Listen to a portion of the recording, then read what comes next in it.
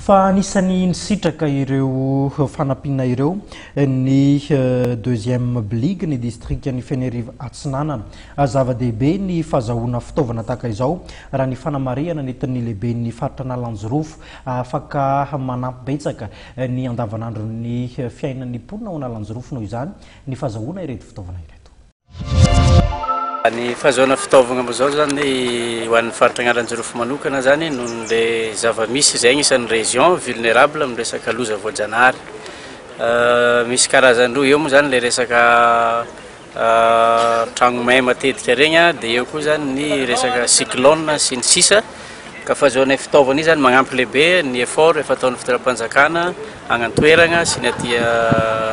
amin'ny centrale amizay fiarovana ny vahoaka sy ny fananana zay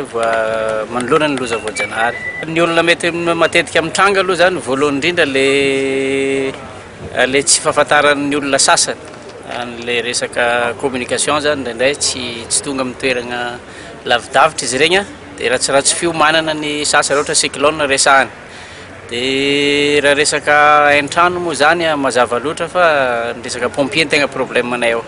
Fa kanefa moa fa misy fitaovana famonoana afo fa namian'ny fitondram-panjakana miaraka amin'ny mpamatsy vola reo